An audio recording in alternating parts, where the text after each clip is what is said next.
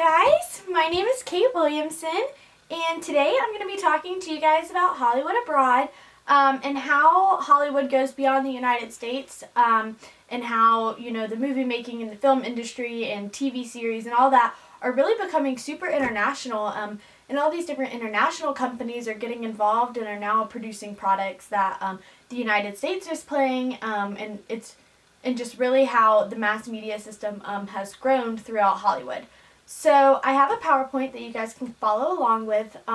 It goes through an overview of everything, and then really just the most important parts of what I'm going to be talking about will be listed as well, just that way you really shouldn't have to take any notes if you don't want to, but it'll kind of give you a good overview of everything that I talk about today. So first what I'm going to be talking about is Hollywood Abroad and all the way Hollywood goes beyond the United States and succeeds in other nations, as well as why the United States continues to be like the top leader in the mass media systems. So to understand all of this, we first need to understand, I guess, the history of mass media systems and what all that entails. So only a few years ago, the United States was like the top dog in film and television production. Really no other country like compared to the United States. Our films and just our broadcast and our television series and our television networks were just so, I guess, like out of the league of any of the international companies. Now, around the globe, that is really not the case. There's a lot more different media systems and companies that are coming in and kind of starting to dominate as well.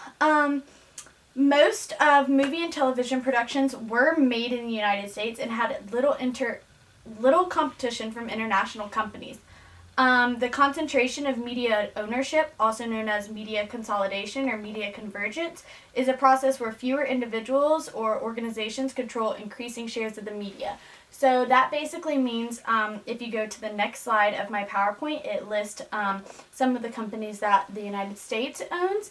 And basically what that means is these big giant companies will own basically, the media system, and then they also own little entities within themselves. So like Time Warner owns CNN and HBO and AOL and things like that.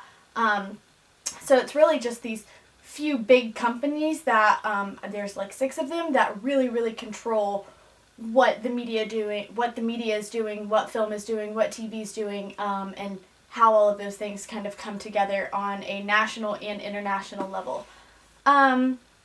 Contemporary research demonstrates increasing levels of consolidation with many media industries already highly concentrated and dominated by a very small number of firms.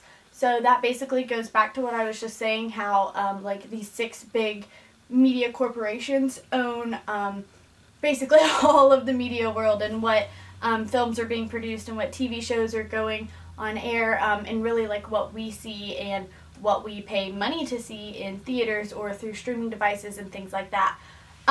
Today, however, it's really not the United States that's like the top dog anymore. We still are at the very top level, I guess you could say. Like, we're still in first place. However, it's not a distant race anymore. It is very close with all of these different international media systems really stepping up their game and saying, hey, we want to be a part of this process. We can make just as good of movies as you guys can. We can put out an international TV show that gets a lot of views. They're really trying to compete.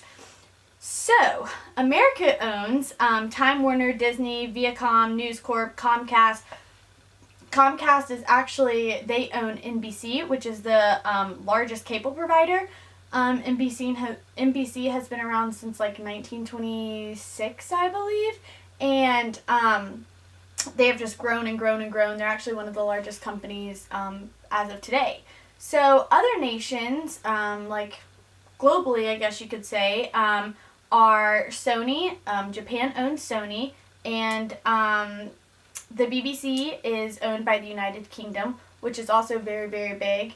And I guess the thing with these other nations owning these companies is, Sony is creating incredible products right now and incredible movies, and they're actually sourcing, Japan owns parts of the United States, like production agencies. That way they can pull, American talent and American directors and American writers all over to these other global networks in order to produce the best movies. The reason that they are pulling all of these people is because Hollywood's not just Hollywood anymore. There are several global industries that dominate the already saturated mass media market. And with this happening, the media industry that we know is changing, and everything's changing. If you go on Netflix right now, you can literally look under an international category, which gives you all of these fantastic international movies and TV series, which we wouldn't see unless we had that international outlet. The impact of all of this is that Hollywood, I guess, as a whole is growing globally, but the reason the United States is still the best is because they have 4 substantial advantages. And the first advantage is they operate in English. The second advantage is that they have substantial financial resources. They can have investors that can, produce these billion-dollar movies or million-dollar movies and really, I guess, have the best quality of product for the consumer. 3, U.S. TV networks prefer U.S.-made primetime TV. ABC, CBS, Fox, NBC, they really purchase foreign-made programs. And that's just because typically the American people, whenever you are going onto a primetime TV show, at your 6 o'clock, 8 o'clock, 9 o'clock news, after all of that airs, you really want to see something that you can relate to. And so they, I guess, steer clear from purchasing foreign programs. That way, I guess the American people relate to them a little bit more. And 4, Hollywood and New York City have the largest range and access to great talent. And Georgia's presence in all of this, I guess, aside from Hollywood and New York, is that Georgia is now becoming a huge place for people to film movies. It's super easy for people to fly. It's super convenient. A lot of movies are being shot in Canada as well right now, not particularly the United States, just because of how hard it is to travel. They're sourcing all of their talent, their directors, their writers, their artists. All of that is coming from the United States. However, they may go, source somewhere else to shoot the movie or to travel to make all of that better, I guess you could say, and make it a little bit easier for people to get around rather than flying from California, to a different place, or from New York City to a different place. Georgia and the Atlanta airport is just a little bit easier for that travel.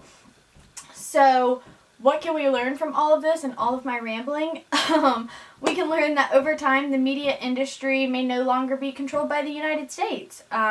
And it could be, something where the United States is still number 1 right now, but that's not always going to be the case, and they can very easily get taken over by a different company. And so I feel like over time we are going to be seeing a lot more foreign-made products, a lot more foreign-made films. A Chinese film just came out, The Parasite, which is supposed to be amazing, and so I'm really interested in going to see that. But I think that we can just learn that, even though the United States was once the top leader and once the top dog in this media market, this mass media market, it has a very good shot at being put in second place, and a different international organization coming over and just really kicking our butts and taking over the media market. I'm super excited to see where kind of all of this goes and how our media systems change, especially with coronavirus right now and everything going on with that. Movie ticket prices and sales have dropped drastically. It's the lowest they've been in a lot of years due to this, as well as, a lot of places now are streaming online. And so even with today, with Corona, people aren't, putting their movies in movie theaters right now. They're going automatically to streaming it on their online streaming service just because people can't go to the movie theaters. So I'm quite interested to see that after Corona, how all of this kind of changes our mass media market within movies and television, and how drastically it changes, and if everything will just, turn completely to streaming, or if it's going to stay in theaters, or if it's going to stay kind of at this crossroads for forever. What is it going to do? I hope you learned a little bit about Hollywood abroad and just all the different ways the United States kind of has control but also doesn't have control over the other nations and what they produce. And if you have any questions, let me know. Have a good day. Thank you.